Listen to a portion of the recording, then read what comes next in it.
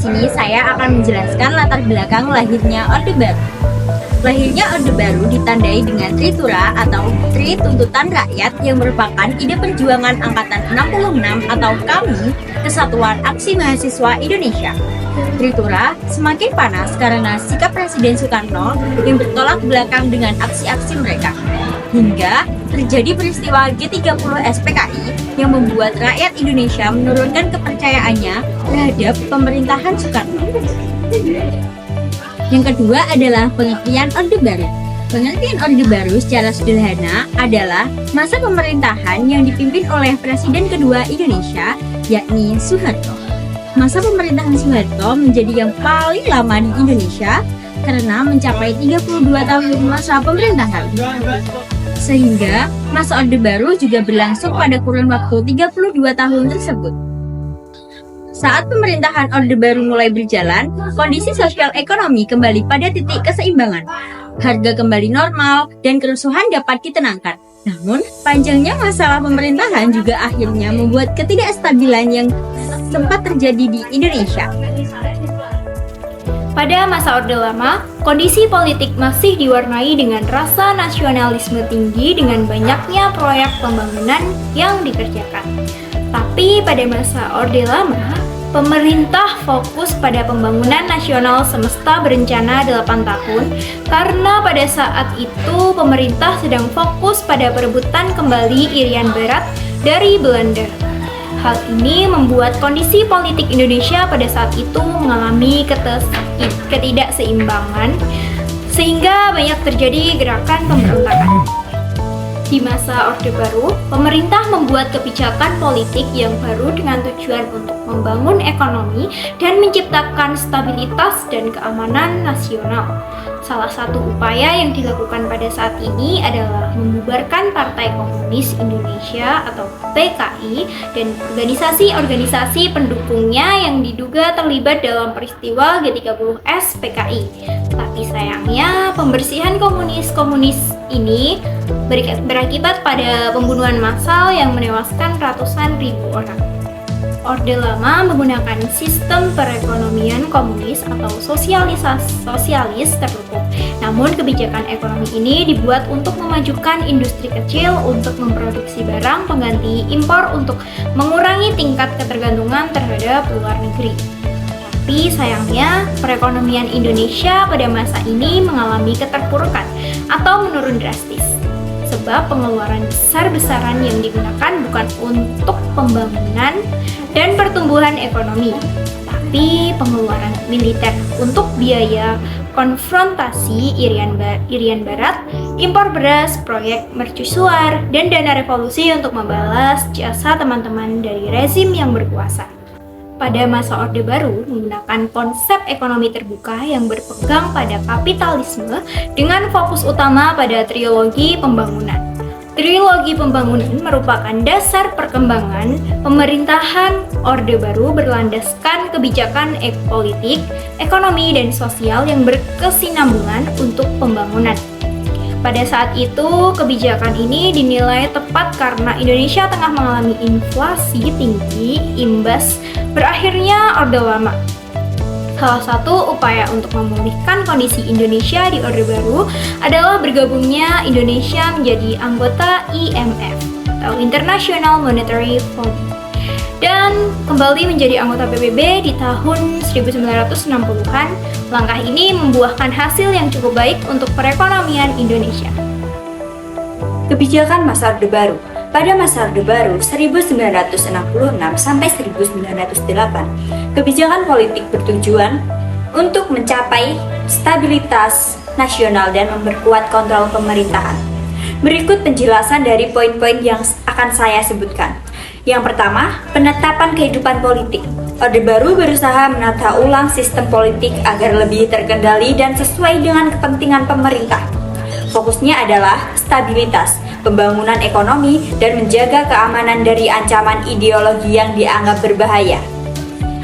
Dan kedua adalah pembubaran Partai Komunis Indonesia yang terdiri atau PKI dan organisasi masanya setelah peristiwa Gerakan 30 September G30 SPKI 1965, PKI dinyatakan sebagai organisasi terlarang melalui TAP MPRS No. 25 tahun 1966.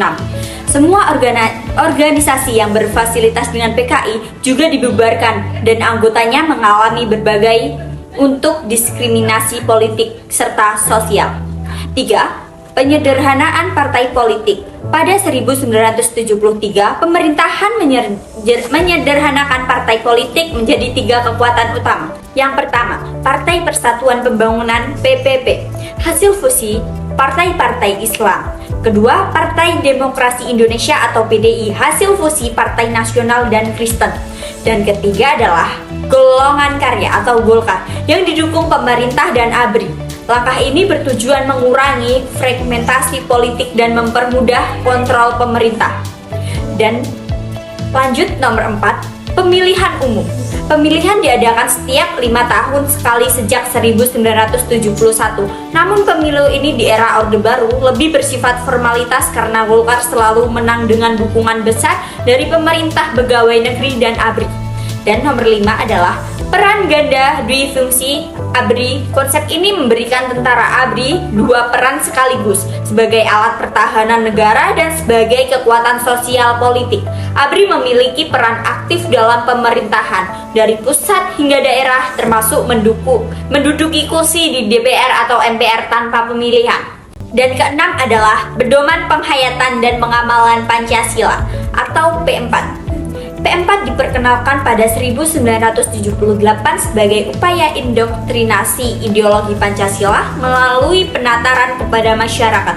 Tujuan resminya adalah membentuk kesadaran berbangsa dan bernegara, tapi praktiknya lebih condong ke kontrol ideologi oleh pemerintah agar tidak ada paham yang bertentangan dengan rezim. Keseluruhan kebijakan ini menunjukkan bagaimana Orde Baru membentuk sistem politik yang sentralistik dan otoriter dengan tujuan stabilitas dan pembangunan ekonomi, tapi seringkali dengan mengorbankan demokrasi dan kebebasan politik. Kelebihan masa Orde Baru. Pada masa Orde Baru 1966 sampai 1998, Indonesia mengalami stabilitas politik dan keamanan yang lebih baik dibanding Orde Lama. Ekonomi tumbuh pesat terutama di tahun 1980-an dengan rata-rata 7% per tahun. Didukung eksploitasi migas dan industrialisasi, Indonesia juga mencapai swasembada beras pada 1984 lewat Revolusi Hijau. Pembangunan infrastruktur berjalan, bendungan, sekolah, dan rumah sakit semakin maju. Pemerintahan yang sentralistik membuat kebijakan lebih terarah dan cepat dieksekusi. Selain itu, harga barang pokok terutama beras dan bahan bakar lebih stabil berkat subsidi pemerintah. Pada masa Orde Baru terdapat beberapa penyimpangan yang terjadi. Penyimpangan politik contohnya yang meliputi pemusatan kekuasaan terhadap keluarga presiden pada saat itu dan juga keluarganya. Yang kedua adalah penggunaan kekerasan dan intimidasi untuk menghancurkan lawan-lawan politik. Yang ketiga adalah pembatasan kebebasan meliputi berbicara, berpendapat, dan juga berorganisasi. Yang selanjutnya adalah penyimpangan ekonomi. Yang pertama, korupsi, kolusi, dan juga nepotisme terjadi marak di masyarakat.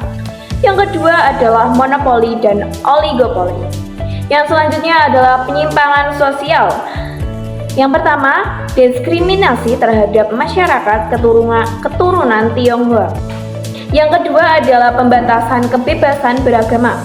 Pembatasan kebebasan beragama dan penindasan terhadap kelompok-kelompok agama minoritas. Yang ketiga adalah penggunaan kekerasan terhadap masyarakat sipil. Penggunaan kekerasan terhadap masyarakat sipil yang melakukan demonstrasi dan juga protes. Yang selanjutnya adalah penyimpangan hukum. Yang pertama, penyimpangan hukum untuk menghancurkan lawan politik. Penggunaan hukum untuk menghancurkan lawan-lawan politik dan menghukum mereka yang melakukan kritik terhadap pemerintah. Yang kedua, pengabaian hukum dan pengelolaan sumber daya alam. Pengabaian hukum dan pengelolaan sumber daya alam dan lingkungan disalahgunakan oleh para penguasa pada saat itu. Runtuhnya Orde Baru pada 1998 disebabkan oleh beberapa faktor utama.